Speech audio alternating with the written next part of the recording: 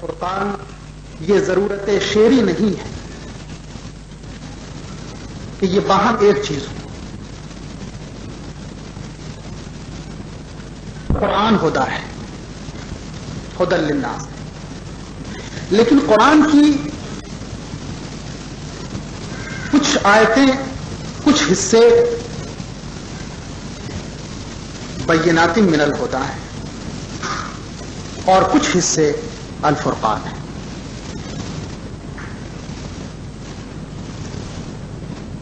بینات من الہدی سے مراد یہ ہے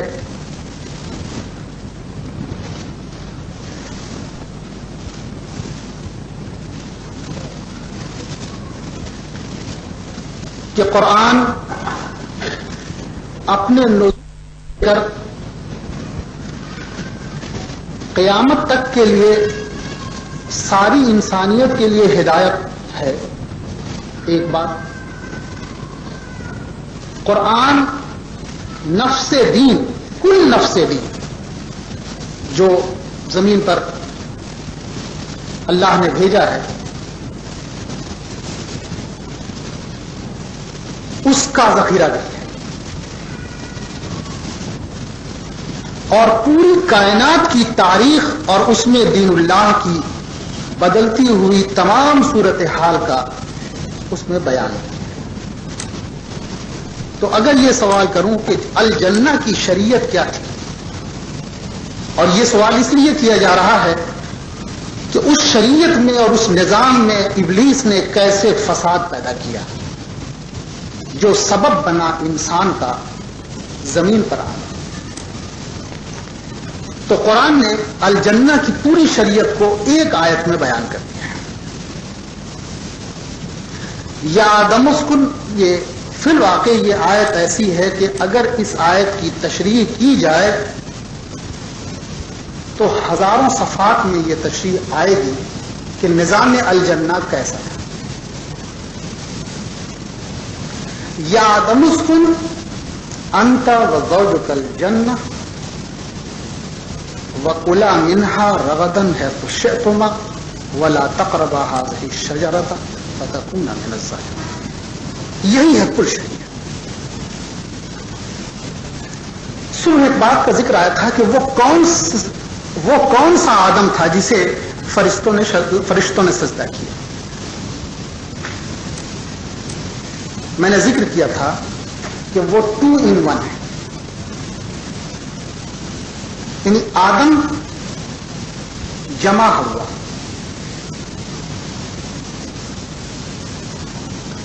اس لیے قرآن نے کہا یا آدم اسکن، حکم آدم کو ہوا کیا جنت میں. یہ جو واو ہے اس کے بعد، یہ واو عطف نہیں ہے. محققین کہتے ہیں یہ واو عطف نہیں ہے، یہ واو تعقیب ہے. یعنی جنت میں داخلہ تو آدم کا ہوا، اور وہاں جو توسیع ہوئی تو اللہ تعالی نے آدم سے حوا کو الگ کیا.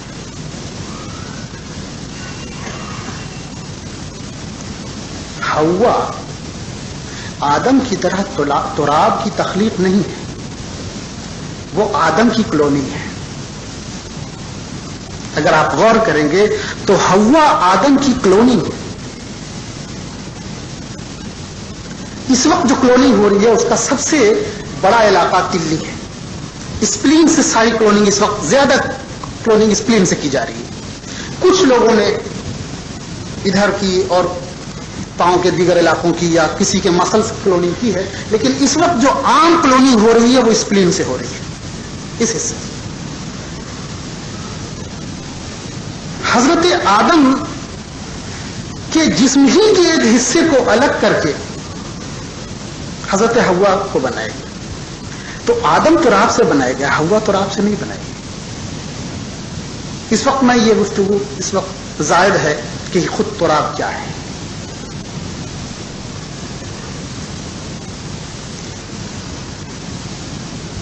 اس لیے واو وزوجک یہ بعد کا مرحلہ ہے. بہت ممکن ہے 200 400 1000 سالوں کے بعد یہ واقعہ ہوا. آدم تنہا ہی جنت میں. اس کے بعد کہا گیا جو شریعت کے 2 حصے ہیں الجنہ کی شریعت کے.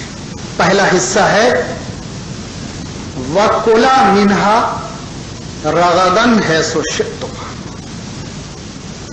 یہ پہلا حصہ ہے. آدم کا مستقر جنہ ہے، یہ اسکن سے ظاہر ہے. آدم کا مستقر جنہ ہے، یہ اسکن سے ظاہر ہے. اب جنت میں زندگی گزارنے کے لیے جتنے کام ہیں وہ دراصل اس کا ایک نام دے دیجئے، اسے معاش کہتے ہیں. زندہ رہنے کے لیے جتنے کام کیے جانے چاہیے وہ سب معاش ہے. اسے اکنامی کہہ سکتے ہیں. اکنامی یعنی اکنامکس کی سب سے وسیع تر جو تفہیم ہو سکتی ہے اصطلاح وہ اکنامی ہے، یعنی ٹوٹل ہیومن ایکٹیویٹی، کل انسانی عمل جو زندہ رہنے کے لیے ضروری ہے. تو جنت کی خاصیت کیا تھی؟ جنت میں اللہ تعالی نے اس گفتگو میں ممکن ہے کہ معاشیات کی کچھ اصطلاحیں جو جدید ہیں وہ بھی استعمال میں کروں. جنت اس زمین سے مختلف کیسے تھی؟ تو جنت میں اللہ تعالیٰ نے جنت کو ایسا بنایا تھا کہ جنت میں زیرو اکنامی ہی ہو سکتی تھی. زیرو اکنامی سے مراد کسی شخص کو کچھ کرنے کی ضرورت نہیں. یہ کچھ کرنا کہاں سے شروع ہوا ہے؟ روئے زمین پر. روئے زمین پر کچھ کیا جائے یہ کہاں سے شروع ہوا ہے؟ اس کی بنیاد کیا ہے؟ یہ کام، یہ تجارت، یہ زراعت، یہ سب کچھ، یہ معاشی نظام، یہ اقتصادی نظام، یہ پیسہ، یہ سکہ، یہ سونا، یہ جمع رکھنا، یہ خرچ کرنا، یہ انویسٹ کرنا، یہ لیکویڈیٹی کی حالت میں رکھنا، یہ سب چیزیں کہاں سے شروع؟ اس کی بنیاد کیا ہے؟ وہ کون سی چیز ہے کہ اگر ہوتی تو یہ سب شروع نہیں ہوتی؟ اس کی بنیاد یہ ہے کہ زمین پر انسان کے جینے کے لیے جتنی چیزیں ہیں وہ کسی سبب سے ہوں، وہ اسکیئرس ہیں، وہ ناکافی، تھوڑی ہے. چاہے اسکیئرسٹی آف اویلیبلٹی ہو، حصول کی کمی ہو، یا ملکیت کی کمی ہو، کسی طرح کی کمی ہو، زمین پر چیزیں سب کے لیے ہر وقت مہیا نہیں ہے. اس لیے زمین پر معاش کا نظام شروع ہوا. الجنہ کا نظام کیا تھا؟ الجنہ کا نظام یہ تھا کہ کسی کو کچھ کرنے کی ضرورت نہیں تھی، اس لیے کہ ہر کے لیے ضرورت کا ہر سامان وہاں موجود ہے. اور جنت کی بات تو یہی ہے. جنت میں عمل کے نہ ہونے سے مراد یہی ہے کہ وہاں کوئی چیز اسکیئرس نہیں ہے، کوئی چیز کم نہیں ہے. تو الجنہ کا جو پہلا نظام تھا وہ یہ تھا کہ وَكُلَا مِنْهَا رَغَدًا حَيْثُ شِئْتُمْ. آدم اور حوا جو چاہتے اس سے استفادہ کرتے، ہر چیز مہیا تھی.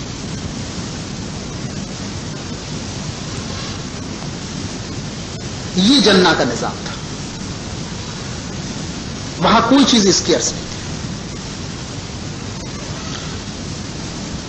اور ظاہر سی بات ہے کہ اب اس کے علاوہ کسی وہاں نظام کی ضرورت نہیں تھی، سب چیز.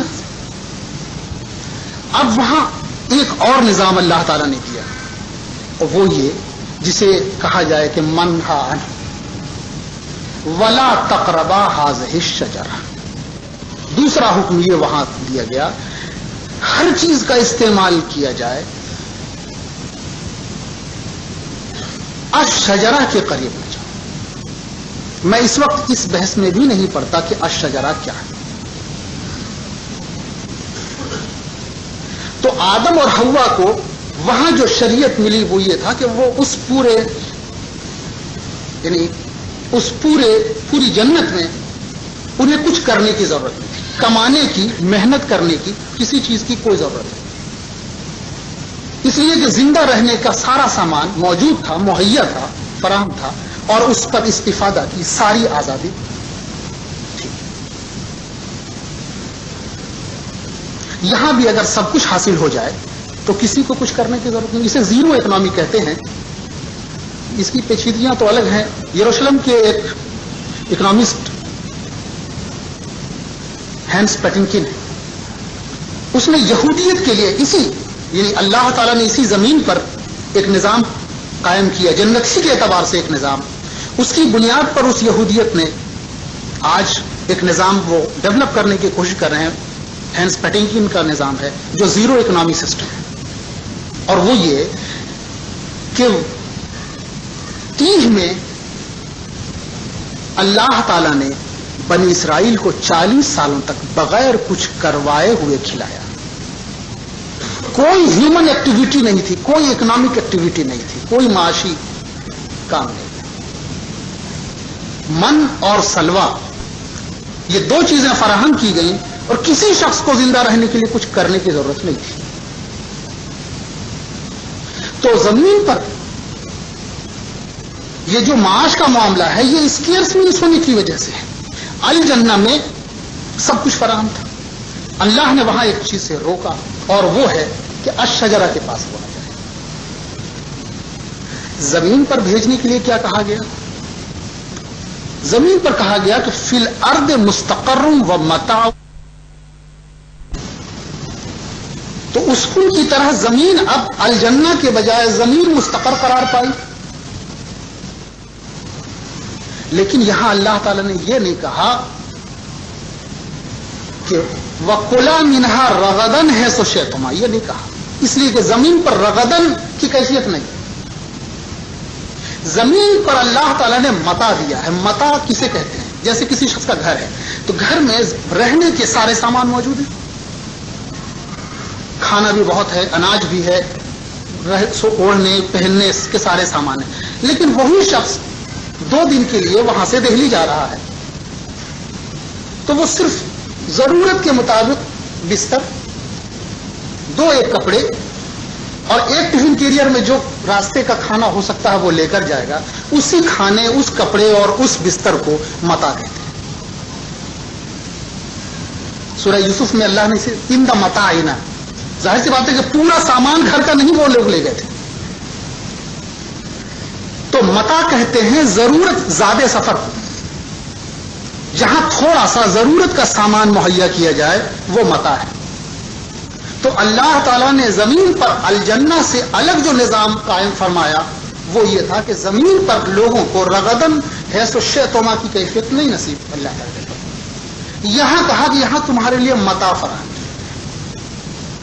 اور ظاہر سی بات ہے کہ اس متا کی وجہ سے زمین پر یہ سارا معاشی کام اور ہیومن ایکٹیویٹی یہ سب شروع۔ اس کے بعد کہا گیا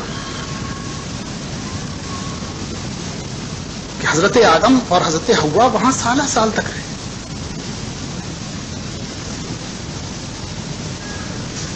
بعض محققین کہتے ہیں کہ کم سے کم جنت میں حضرت آدم کی 1 اولاد ضرور ہوئی تھی۔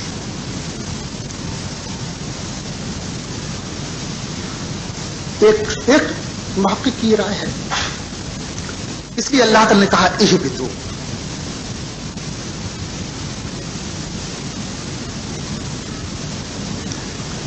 ورنہ کہنا چاہیے تھا اہبطا۔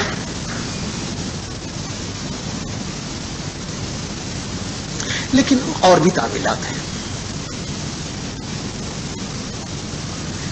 تو الجنہ میں شیطان ابلیس نے فساد کرنے کے بارے میں جو کچھ سوچا تو ایک ہی صورت اسے میسر تھی، رغدن ہے سو شیطانہ کے حصے میں وہ کوئی فساد برپا نہیں کر سکتا تھا۔ وہ جو کچھ فساد برپا کر سکتا تھا وہ ولا تقربا هذه الشجرہ کے حصے میں، اور وہی اس نے فساد برپا کیا۔ یہ بات صبح آئی کہ فساد اس نے ہی برپا کیا۔ کہ اس نے آدم کو ایک ایسی چیز کا ذائقہ دلا دیا، دونوں کو، آدم کو نہیں، حوا کے راستے سے آدم۔ اور اگر کانسٹیٹیوشن کی سطح پر بات کی جائے تو کلون کے راستے سے اوریجنل۔ اس کا مطلب ہوا کہ اپنی کانسٹیٹیوشن، اپنی ساخت کے اعتبار سے کلون کمتر درجے کا ہوتا ہے۔ کلون کے راستے سے اس نے اوریجنل کو الشجرہ سے استفادہ کرنے کے لیے اکسایا۔ جیسا کہ میں نے کہا کہ اس وقت الشجرہ پر بغیر کچھ زیادہ کہے ہوئے یہ کہوں گا کہ الشجرہ تھوڑی دیر کے لیے مان لیجئے کہ وہ ایک ایسی چیز تھی جو ہارمون جیسی تھی، کہ جیسے آج ایک ڈاکٹر ہارمون کا انجیکشن کسی کو دے دے تو جسم، کوئی ضروری نہیں ہے کہ کوئی شخص ہارمون کا انجیکشن لمبے ہونے کے لیے لے تو وہ لمبا ہو جائے، ہو سکتا ہے اس کا بازو بڑھ جائے، ہو سکتا ہے جسم کا کوئی دوسرا حصہ پاؤں بڑھ جائے۔ شیطان کا مقصد تو تھا اس صورت کو جس میں آدم اور حوا وہاں تھے، جو صبح میں نے اس ایسوفیگس کی بات کی تھی، ایسوفیگس سے ریکٹم کی، کہ وہ اس کو ظاہر کرنا چاہتا تھا کہ یہ کیا ہے، اور وہ ہوا انفجار جنس۔ الشجرہ کے استفادے کے ساتھ قرآن کہتا ہے اس انفجار جنس کو بدت سوآتہما۔ ہو سکتا ہے یہ جو شرمگاہیں تھیں یہ جسم کے اندر تھی، اور بتا سکتے ہیں کہ پیدائش سے پہلے مرد اور عورت میں بنیادی طور پر کوئی فرق نہیں ہے، وہ ساری چیزیں، وہ سارے گلینڈز اندر ہوتے ہیں، یہ تو ڈیولپمنٹ اس کے بعد ہوتا ہے۔ کم ڈیولپمنٹ ہو، نہیں ہو تو وہ فیمیل اورینٹڈ ہوگا، کسی مخصوص طرح سے ڈیولپمنٹ ہو جائے تو وہ میل اورینٹیشن ہو جاتا ہے۔ تو بدت سواتہما سے مراد یہ نہیں ہے کہ لباس اتر گیا، کوئی چیز پہنے ہوئی، وہ لوگ پہنے ہوئے تھے جنت میں، بلکہ یہ جو شرمگاہیں تھیں یہ باہر نکل آئیں جسم سے، اور ان کا جو کام تھا وہ وائبریٹ ہو گیا۔ وائبریٹ ہو گیا سے مراد یہ کہ وہ چیز جو سوئی ہوئی تھی وہ جاگ گئی، متحرک ہو گئی، اسٹیمولیٹ ہو گئی، اور اسی سے وہ سب چیزیں شروع ہوئی۔ وہ چاہے جسم میں اس وقت جو کچھ کھایا جاتا ہوگا اس کا کوئی اخراج نہیں ہوتا ہوگا، لیکن اب ہر چیز خارج ہونے لگی۔ یہی وہ پریشانی تھی جس کی وجہ سے کہا گیا کہ وہ اپنے کو ڈھانپنے لگے اور یہ سوچنے لگے یہ کیا ہو رہا ہے۔ یہ کیفیت آج بھی ہوتی ہے جب ڈیولپمنٹ اس حالت میں ہوتے ہیں، پیوبرٹی کے ایج میں، تو ایک طرح کی گھبراہٹ مردوں میں بھی ہوتی ہے، ایک طرح کی گھبراہٹ عورتوں میں بھی ہوتی ہے، اور عجیب سی حرکت، بعض چیز بہت زیادہ اسٹیمولنٹ ہے۔ تو فساد شیطان نے وہاں پیدا کیا الشجرہ کے، یعنی فساد جنس، اور اس کو جنت ایکوموڈیٹ نہیں کر سکتی تھی، اس لیے کہ اب یا تو اولادیں ہونے لگی تھی یا ہونے والی تھی یا اب ہو جاتی۔ یہی وہ حالت تھی جب اللہ تعالیٰ نے کہا کہ اترو، جاؤ، اور حضرت آدم اور حضرت حوا زمین۔ یہاں شیطان کو ایک اور کلو ملا، وہ کلو یہ تھا کہ ہم آدم کو نہیں، ڈائریکٹ آدم کو ہم بہکا نہیں سکتے،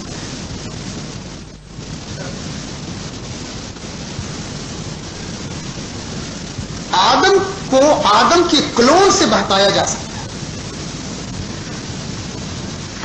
اس پر آخری میں کچھ گفتگو ہوگی، اس وقت تو میں صرف اس کا ذکر کر رہا ہوں۔ زمین پر جب انسان آ گیا تو زمین پر مستقر زمین تھی، متا یہاں اللہ تعالیٰ کی طرف سے ملا، اور یہ پورا نظام جو شریعت کا ہے یہ اسی متا کے چلتا۔ صبح جیسے یہ بات آئی کہ آپ شریعت کے پورے نظام پر غور کریں گے تو پائیں گے کہ سارا نظام جسم کے اسی حصے سے متعلق ہے. یہ باتیں میں نے اس لیے کہی کہ دین کی تکمیل کے بعد اب جب حضور صلی اللہ علیہ وسلم تشریف لے گئے اور زمین پر اسلام کا وہ قائم کردہ نظام آپ کی خبر کے مطابق منہدم ہوتا جائے گا، یہاں تک کہ جس طرح گفتگو آئی تھی کہ وہ الصلاۃ کے انہدام سے وہ پورا نظام بنا اور اس کے بعد زمین پر فساد فی الارض کا نظام قائم ہوگا. تو فساد فی الارض کا نظام یعنی نظام ابلیس یا نظام دجال. تو وہ نظام دجال اس کی صورت کیا ہوگی، اس کے ستون کیا ہوگی؟ وہ نظام احد کی جس حدیث کا ذکر میں نے کیا تھا اس میں آپ صلی اللہ علیہ وسلم فرماتے ہیں کہ مجھے یہ ڈر نہیں ہے کہ تم لوگ شرک کرنے لگو، بلکہ مجھے یہ خوف ہے کہ تم دنیا حاصل کرنے میں دوڑ لگاتے.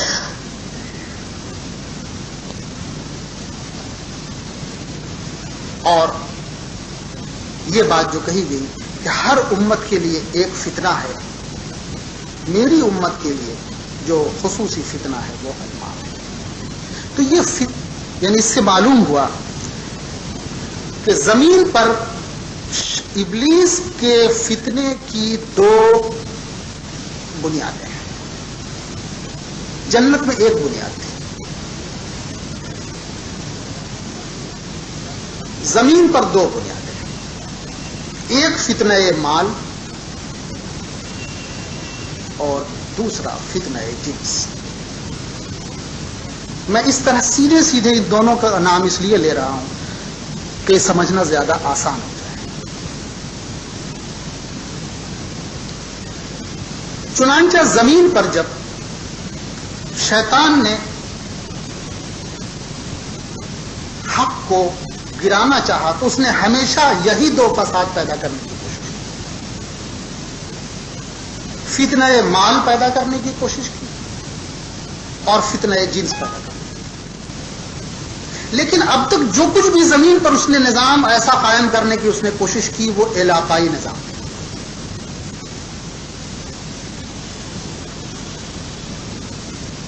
آپ صلی اللہ علیہ وسلم کی بعثت صرف عالمی نظام کا استحکام نہیں، عالمی نظام کا قیام نہیں تھا ربانی، بلکہ کائناتی نظام.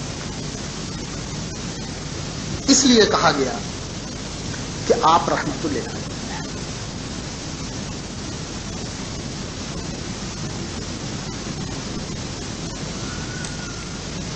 ساری کائنات کے تعلق سے آپ صلی اللہ علیہ وسلم نے صرف یہی اس اللہ کا نظام پوری طرح قائم نہیں فرمایا، پوری کائنات میں اللہ کا نظام قائم.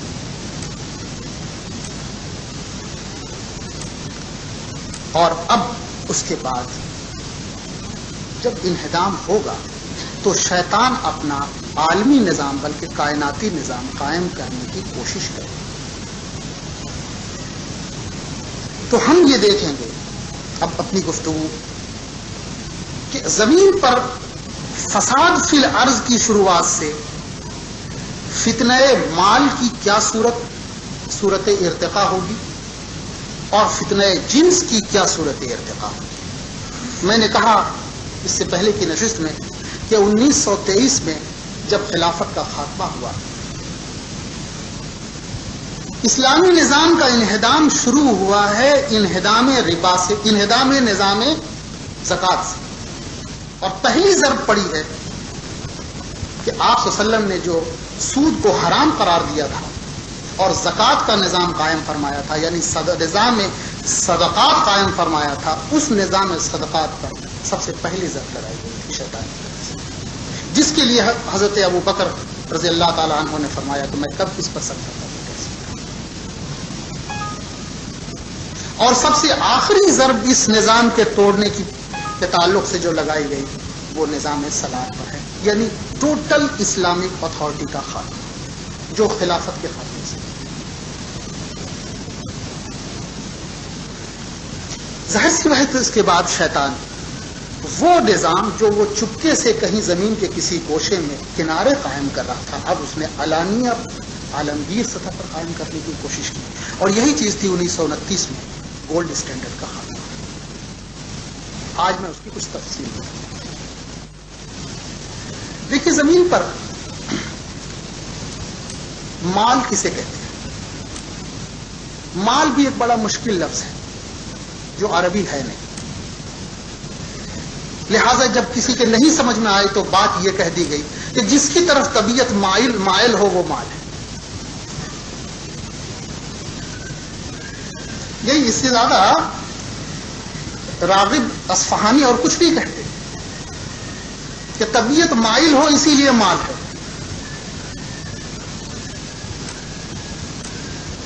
مال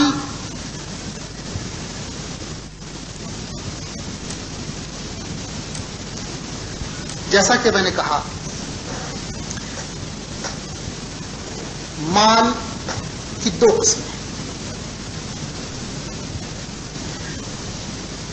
اس سے پہلے یہ بات آئی کہ چونکہ چیزیں کم ہیں اور ہر شخص ہر چیز حاصل نہیں کر سکتا، ہر وقت حاصل نہیں کر سکتا، اس لیے کئی طرح کی ضرورتیں انسان میں شروع ہوئی۔ ایک ضرورت ہے جمع رکھنے کی، اسٹور کرنے کی۔ اسٹور کوئی چیز ہوگی، جمع ہوگی، تب تو وہ جب چاہے گا اس کا استعمال کرے گا۔ تو اسٹور کرنا چیزوں کا بہت مشکل تھا۔ ہر شخص زندگی میں ضرورت کے جتنے سامان سب اپنے گھر میں رکھے ہر وقت، یہ ممکن نہیں۔ اس لیے ضرورت پڑی جنس کے بجائے نقد، کہ وہ کون سی چیز ہو جس کو ہم نقد کی حالت میں اپنے پاس رکھیں کہ اس سے جو چیز ہمیں حاصل کرنا ہو وہ ہم حاصل کریں۔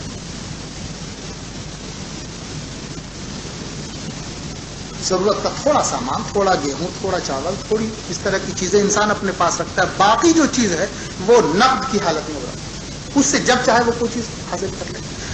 تو کسی چیز کے حاصل کرنے کی دو شکلیں تھیں، یعنی جو اگرچہ 3-4 شکلیں ہیں لیکن بنیادی دو شکلیں۔ کسی چیز کا حصول، جنس کا حصول جنس سے، اور جنس کا حصول مال سے۔ اسی کی ایک ذیلی شکل ہے کہ جنس کا حصول یا مال کا حصول محنت سے۔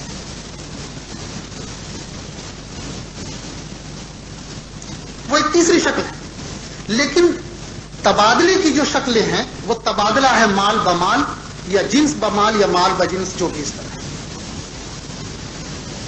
یہی وہ چیز ہے جس نے زمین پر اس کی ضرورت قائم کی کہ کوئی ایسی چیز ہونی چاہیے جو اسٹور بھی کی جائے، جمع بھی کی جائے اور اس کی قیمت بھی، اور یہی وہ چیز ہے وہ سہل الحصول بھی ہو۔ تو زمین پر ایسی جو چیز ہو سکتی تھی وہ سونا یا چاندی، جن میں یہ سارے صفات پائے جاتے تھے کہ وہ تھوڑا بھی ہے، جمع بھی کیا جا سکتا ہو، اور اس کی قیمت بھی، اور قیمت میں کوئی بہت تبدیلی نہیں۔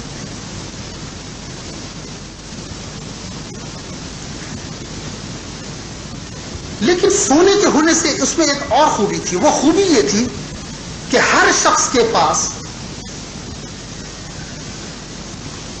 یہ مال اس سونے یا چاندی کے مقدار کے مطابق ہی ہو سکتا ہے۔ اس میں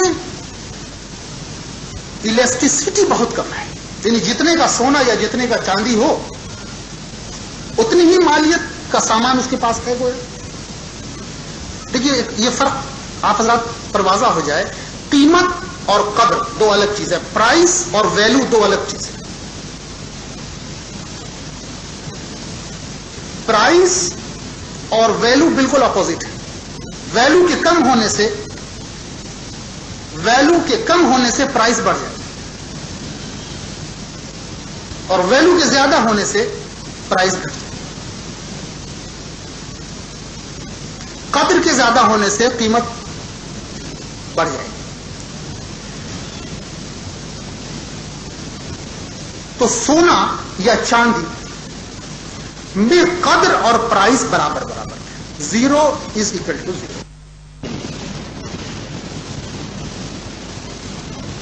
میں نے کل ذکر کیا تھا ثمن اصلی یا ثمن قیمی کا. اسی طرح جنس کے کچھ سامان تھے، اجناس، گیہوں، فلاں، ان میں بھی بہت زیادہ فرق نہیں تھا. کوالٹی کا فرق ہو سکتا تھا تھوڑا، جس کی وجہ سے اس کے قدر اور قیمت میں تھوڑا فرق ہو جائے، لیکن یہ فلکچویشن بہت زیادہ نہیں. اسلامی نظام جب قائم ہوا، یعنی اللہ کے رسول نے جس نظام کو قائم فرمایا، تو انہوں نے صرف اسی کو قائم نہیں کیا، اسے مزید ریگولیٹ کر دیا. ریگولیٹ یہ کیا کہ نظام صدقات نے مال کو جمع کرنے کی ہر شکل کو اس مقام پر لا دیا جو انسانی ضرورت کے لیے کم سے کم.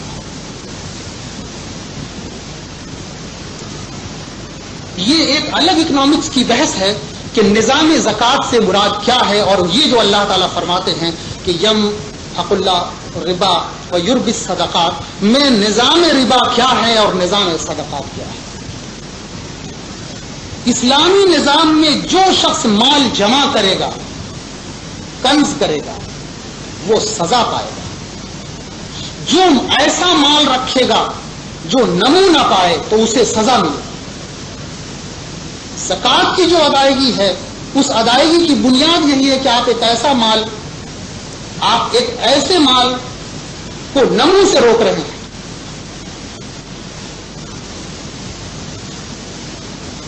نمو سے روک رہے ہیں. جس مال میں نمو ہے اس کے احکام.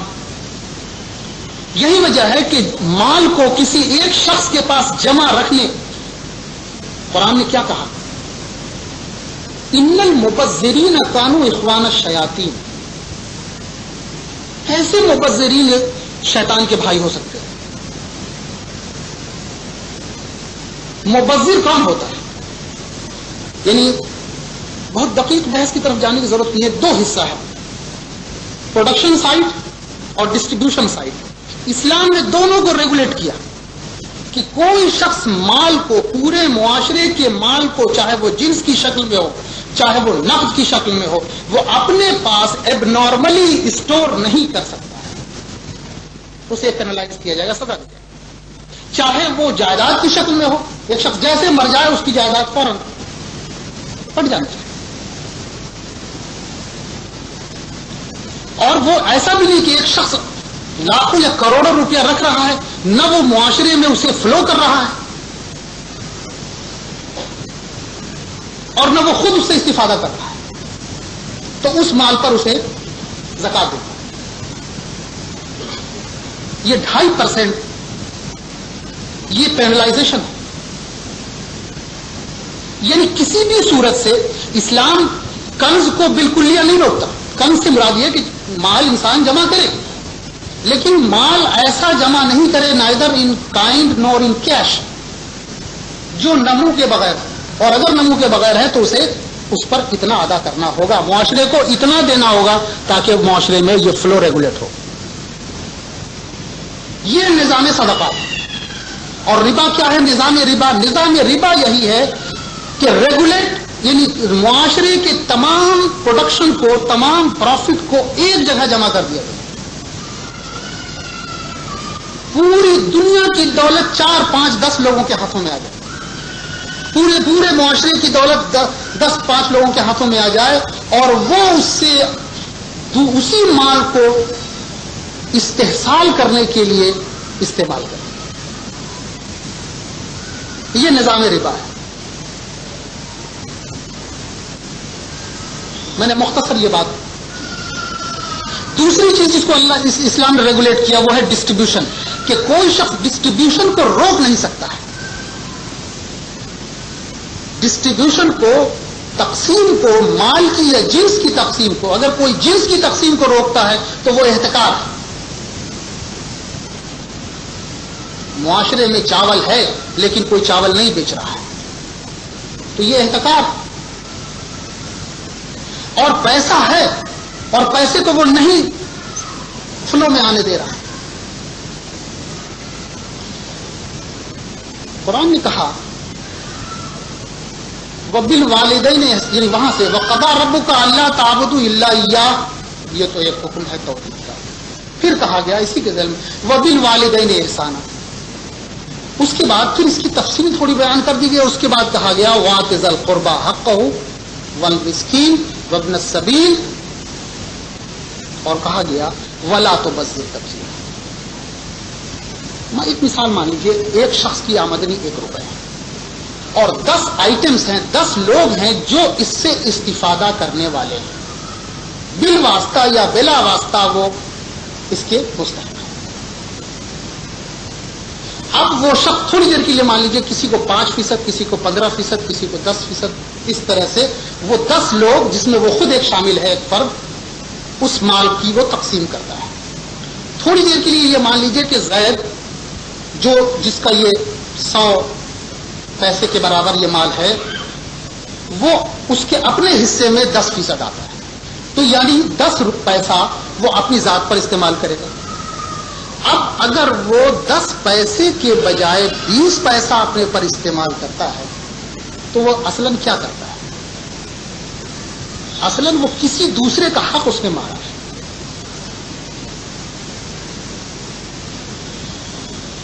تو تبذیر کرنے والا دراصل کسی دوسرے کے حق کو انکروچ کرتا ہے، وہ دوسرے کے حق کو سلب کرتا ہے. مدنی سوسائٹی کی جو یہ بات آتی ہے کہ کوئی زکوٰۃ لینے والا نہیں تھا یا کوئی صدقہ لینے والا کوئی نہیں تھا، اس سے مراد کیا ہے؟ اس سے مراد یہ ہے کہ معاشرے میں ایک نارمل ریگولیشن ایسا تھا کہ کوئی شخص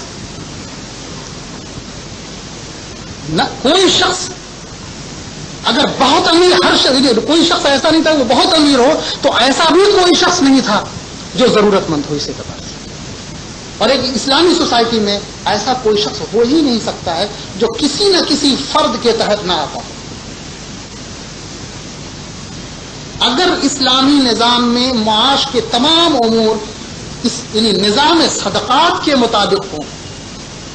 نظام صدقات میں نے ایک جملہ پرسوں کہا تھا کہ جب یہ بات کہی جاتی ہے تو فوراً ذہن فقہ کی طرف اور فقہ کی اصطلاحوں کی طرف چلا جاتا ہے. اس سے ذرا الگ ہٹ کر قرآن کی اصطلاح میں غور کریں کہ نظام صدقات کے قیام سے یہی ہوگا کہ معاشرے میں مال نہ تو جمع ہوگا غیر معمولی اور غیر اخلاقی طور پر، اور نہ معاشرے میں کوئی شخص ایسا ہوگا جس کو ہیو ناٹس کہا جائے کہ صاحب، اور نہ کوئی شخص غریبی کی کوئی خط ہے اس سے نیچے ہوگا. سبسسٹنس لیول پہ ہونے کی تو کوئی صورت ہی نہیں. سبسسٹنس لیول اسے کہتے ہیں کہ بس اسے کہتے ہیں کہ قوت لا یموت کی جو حالت ہے. تو اللہ کے رسول صلی اللہ علیہ وسلم نے جو سوسائٹی قائم کی وہ صرف 3 سالوں کے اندر نظام صدقات پر جو سوسائٹی تھی، یعنی حضرت ابو بکر کا زمانہ اور حضرت عمر کا زمانہ، اس مدنی سوسائٹی میں کوئی شخص ایسا نہیں تھا جو سبسٹنس لیول سے نیچے. آپ غور کریں کہ ممکن ہی نہیں ہے کوئی شخص اسلام کے اس نظام کے مطابق چلے تو معاشرے میں ایسا ہو کہ کسی کے پاس مال بہت جمع ہو جائے اور کسی کے پاس مال بالکل نہ.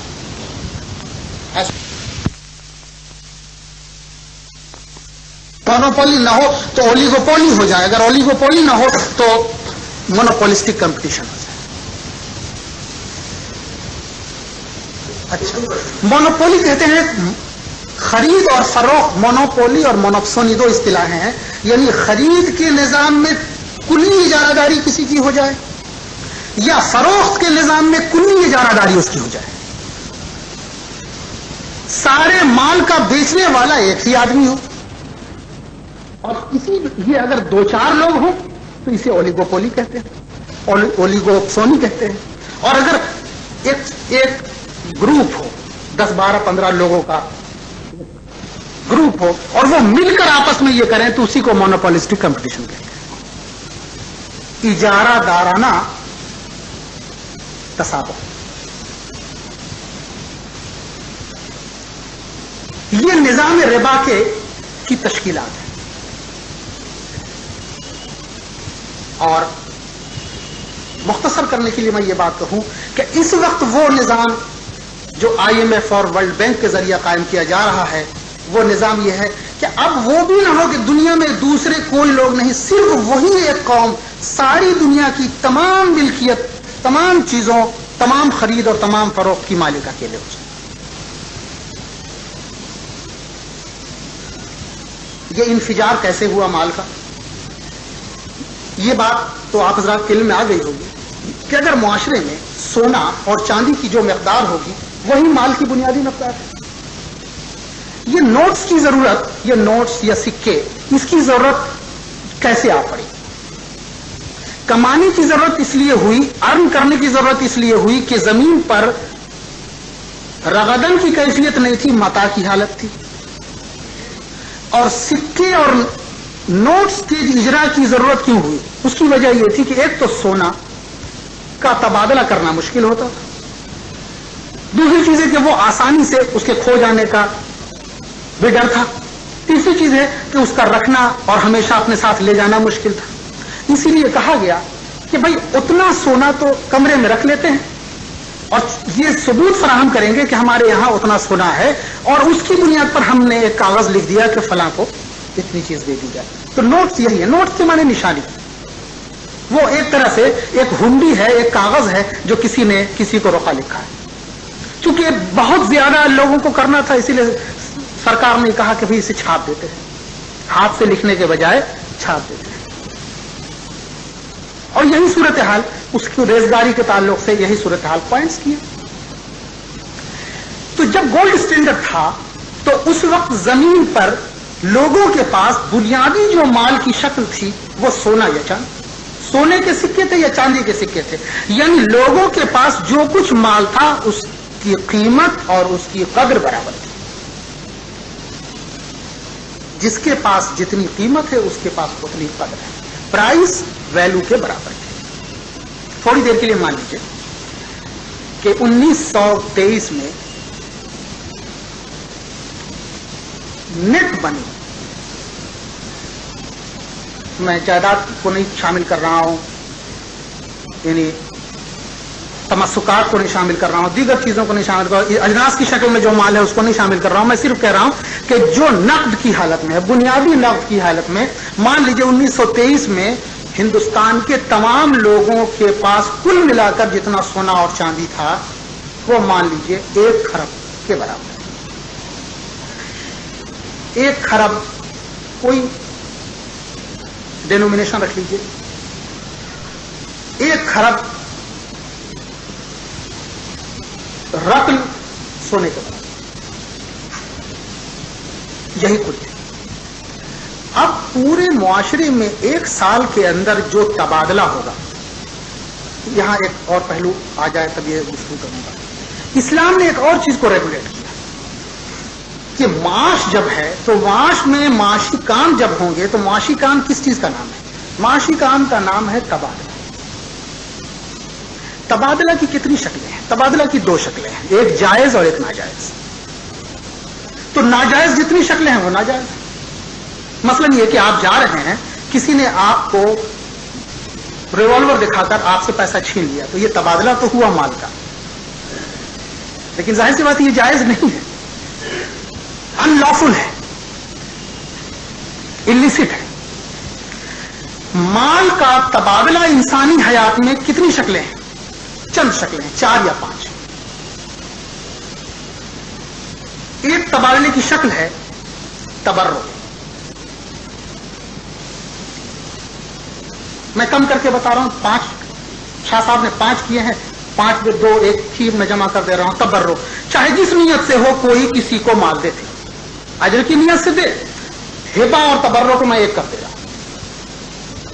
ہبہ تحفہ ہے، کسی نے کسی کو کوئی چیز دی اپنی خوشی کے تکریم کے، اور تبرع دینے کی وہ شکل ہے جہاں وہ نیت ثواب کے تعلق سے دے، خدمت کے تعلق سے دے، اسے ایک ہی مان لیں۔ تو ایک شکل ہے تبرع۔ دوسرا مال کے تبادلے کی شکل ہے میراث، کہ ایک شخص کے مرنے کے بعد دوسرا اس کا مال حاصل کرتا ہے۔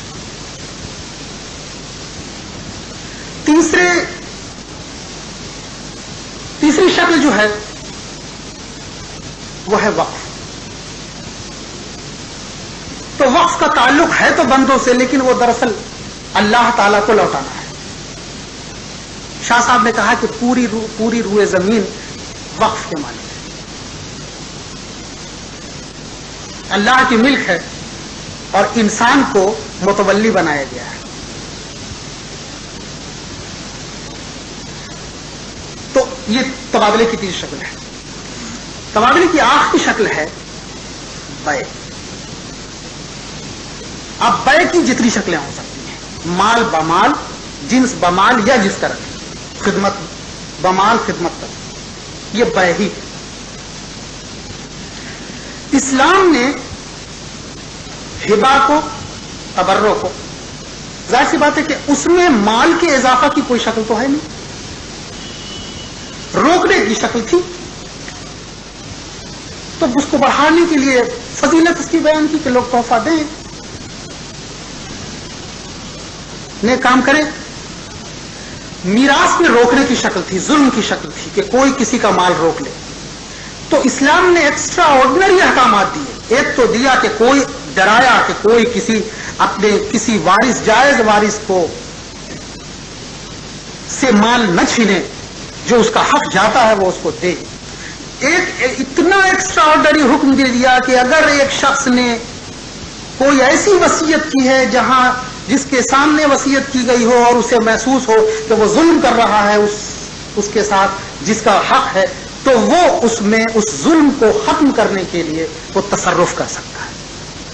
یہ ایکسٹرا آرڈنری ہے، جس کی اجازت عام حالات میں ایک آدمی مر رہا ہے، اس کی جائیداد میں کوئی دوسرا اس طرح ایسا کرے. یہ غیر ایکسٹرا آرڈنری حکم اس لیے دیا کہ اللہ تعالیٰ یہ پسند نہیں کرتا. زمین کے فساد کی بنیاد یہاں سے شروع ہوتی ہے کہ کوئی کسی کا مال دبائے. چنانچہ اسلام نے جہاں فساد کی بنیاد تھی وہ بنیاد تھی بے. بے ہی وہ جگہ تھی جہاں سے کوئی شیطان مال کا انفجار کر سکتا تھا. اس لیے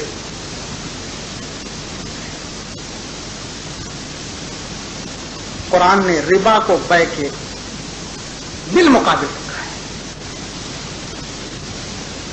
وہ آیت کون سا کہ اللہ تعالی نے بے کو حلال کیا ہے اور ربا کو حرام کیا ہے. اگر تھوڑی دیر کے لیے فقہ کی اصطلاحوں سے الگ ہٹ کر قرآن کی فضا میں غور کریں گے تو آپ محسوس کریں گے کہ نظام ربا کے مقابلے میں نظام بے ہے.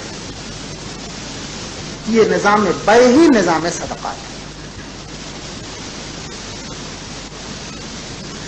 اللہ تعالیٰ نے زمین پر ریگولیشن کا یہ ایک طریقہ تکمیل کو پہنچایا کہ زمین پر حضور صلی اللہ علیہ وسلم نے نظام بے کو صرف جاری و ساری نہیں فرمایا، اس سے نقطۂ کمال تک، یعنی زمین پر نظام ربا کا خاتمہ.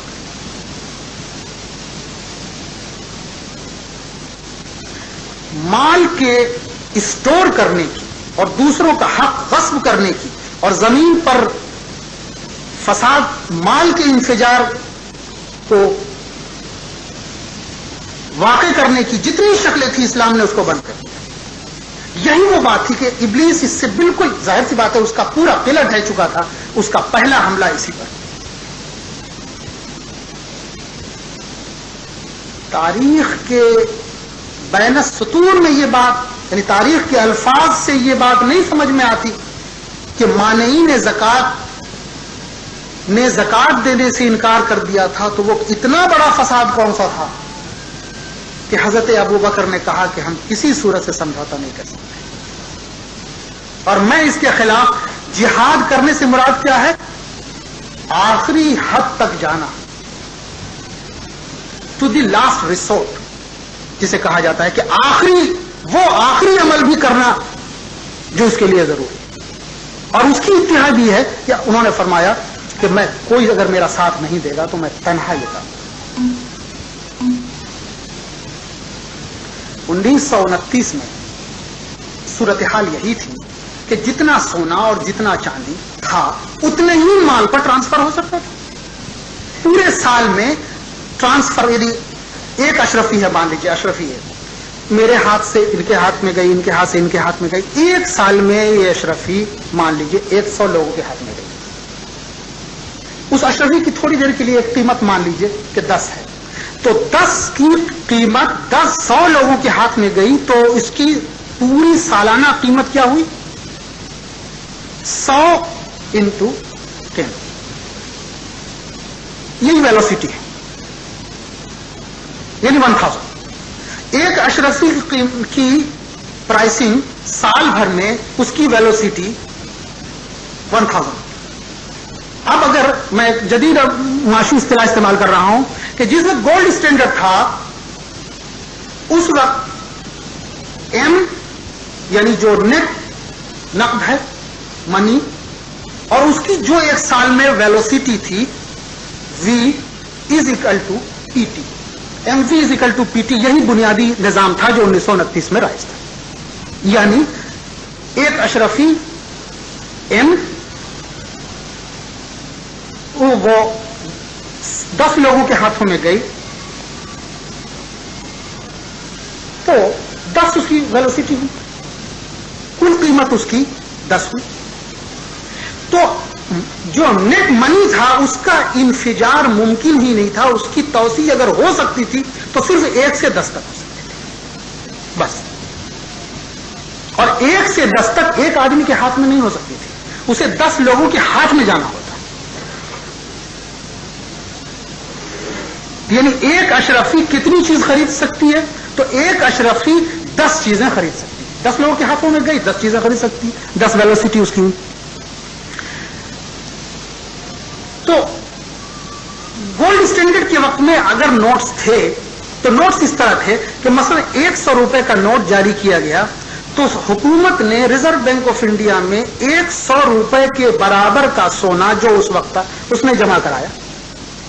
तो अगर वो 100 का नोट किसी के पास था तो वो ये जान रहा है कि मेरे पास नहीं, सरकार के पास इस नोट के एवज में 100 रुपए के बराबर सोना वहां महफूज है।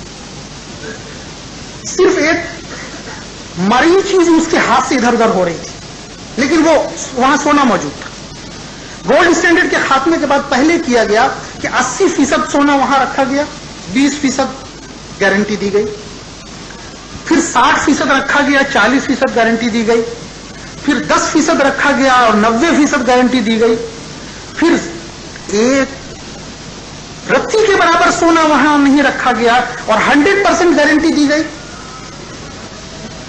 जो ये कागज आपके पास है इसके पीछे कोई वैल्यू नहीं है। इसका मतलब क्या हुआ?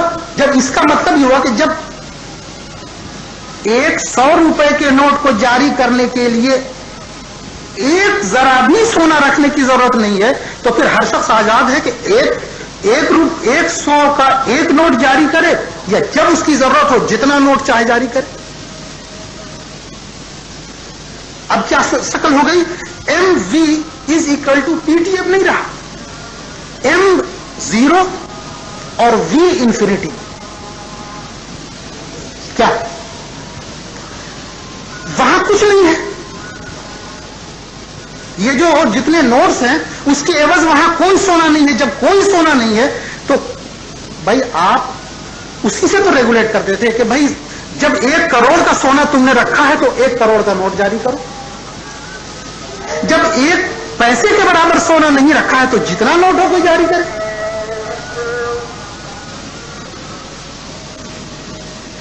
ये तो थी नोट की हालत, लेकिन नोट में भी तो कागज इस्तेमाल करना पड़ता था 2 पैसे का। इससे भी वो इंफिजार रुक रहा था। यानी आप जरा गौर कीजिएगा कि मान लीजिए इनविजिबल, यानी वहां कोई सोना नहीं है और तमाम लोगों के पास इस वक्त, एक सिर्फ समझने के लिए कि हिंदुस्तान के तमाम लोगों के पास कुल जो नोट है वो मान लीजिए 100 अदद है। तो 100 अदद नोट जिसके पीछे रिजर्व बैंक ऑफ इंडिया में 1 नए पैसे का सोना नहीं है, 100% गारंटी है। लेकिन 100 अदद होने की वजह से भी तो परेशानी हो रही थी कि सिर्फ 100 ही लोगों के पास वो जा सकते, 100 लोग ही सिर्फ उसका तबादला कर सकते थे। اس لیے اب نظام ربا شیطان نے کہا کہ یہ بھی اس کے انتظار کی راہ میں رکاوٹ تھی، تو اس نے ایک ایسی شکل نکالی جس کے لیے یہ نوٹ کے تبادلے کی بھی ضرورت نہ ہو اور وہاں نظام سود بھی رائج کر دیا جائے، اور وہ ہے کریڈٹ کارڈز۔ کریڈٹ کارڈز نے جتنے نوٹ تھے اس 100 نوٹ کو اچانک 1000 کے برابر کر دیا، اس لیے کہ اب نوٹ دینے کی اور رکھنے کی ضرورت نہیں ہے۔ کسی شخص کو کوئی چیز ادائیگی کرنی ہے تو وہ کریڈٹ کارڈز پر ادائیگی کر سکتا ہے، اور ہر کریڈٹ کارڈ پر جو ادائیگی میں دیری ہوتی ہے اس میں آپ سود دیتے ہیں۔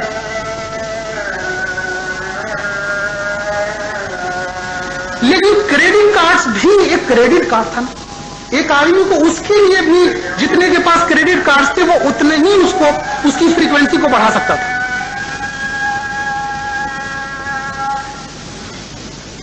اس لیے یہ بھی مزاحم تھا انتظار میں۔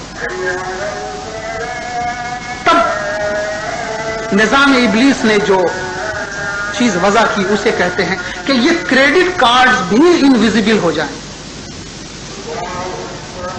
یا اس کی موبلٹی بڑھا دی جائے، اس کا رواج بڑھا دیا جائے۔ اس موبلٹی کو بڑھانے کے لیے انہوں نے کیا ای منی۔ ای منی، الیکٹرانک منی، کہ اب کریڈٹ کارڈز کو ان کی فریکوینسی کو اتنا بڑھا دیا جائے کہ کریڈٹ کارڈز کے صرف کریڈٹ کارڈ کے استعمال سے یہ ہوتا تھا کہ آدمی دن بھر میں 10 دکانوں میں جاتا اور 10 لوگوں کو کریڈٹ کارڈ دیتا، 10 جگہ ادائیگیاں ہوتی۔ لیکن الیکٹرانک منی کے ذریعہ ایک آدمی دن بھر میں صبح سے شام تک جتنی بار چاہے ہر 1 منٹ میں، ابھی جیسا کل میں نے کہا کہ ابھی آپ نے اس لمحے مان لیجیے اس وقت 8:10 ہوئے ہیں، ابھی آپ نے $1000 کسی جرمن فرم کو آپ نے یہاں سے ای منی کے ذریعہ بھیج، 8:02 پر اسے وہ موصول ہو گیا، اس کے کارڈ آپ کے پاس آ گئے، وہ جو رسید ہے اس کی وہ جیسے وہ رسید آپ کے پاس آ گئی اس کے یہاں وہ چیز چلی گئی۔ 8:12 پر اس نے کسی امریکن کمپنی کو وہی $1000 منتقل کیے۔ اب آپ اندازہ کریں کہ یہ منتقلی کتنی تیز ہو گئی ہے۔ اب صورتحال یہ ہو گئی کہ MV0 ہے، M بھی انفینٹی میں ہے اور V بھی انفینٹی میں ہے۔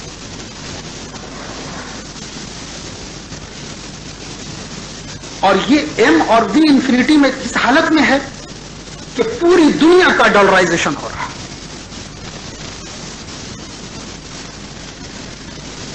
یہ جو یورو منی ہے، دیکھیے پہلے سب کو جمع کر 2 جگہوں پر رکھا جا رہا ہے اور 2 کو ختم کر کے 1 کیا جائے گا۔ میں نے اس کی طرف اشارہ کیا آپ کی کتاب میں۔ ساری دنیا کے جو منی ہے اب ان کی حالت ایکسچینج کے کیش کی نہیں رہ گئی ہے، کائن کی رہ گئی، ورنہ ساری دنیا میں اب ڈالر اور یورو ہی چل رہے ہیں،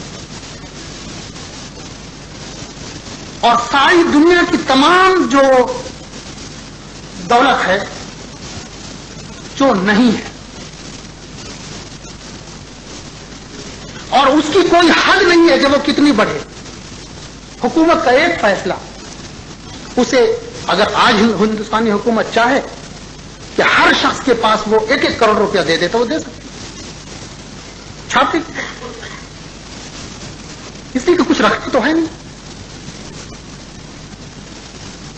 اب رکھنے کی ضرورت جو صرف پڑ رہی ہے وہ ہے اوورسیز ایکسچینج، کہ یہ جو یہاں سے جو چیز بھیجی جا رہی ہے اور وہاں سے جو چیز آ رہی ہے وہ تو تبادلہ نہیں، وہ تو گولڈ ہی میں اس کا ایکسچینج ہو رہا ہے۔ لہذا یہ اوورسیز بینک جو ہے، آپ نے ڈیوشے یعنی بینک سے یہاں سے پیسہ بھیجا یا وہاں سے کسی نے یہاں جو بھیجا ہے تو یہ پیسہ وہاں سے یہاں ڈائریکٹ نہیں آ رہا ہے، وہ ایکچولی ایک بینک جو اس کے لیے مجاز ہے، جیسے ہندوستان میں اوورسیز بینک ہے وہ مجاز ہے، اس کے چاہے وہ الہ آباد بینک اس کیش کرے اسے، لیکن وہ کیش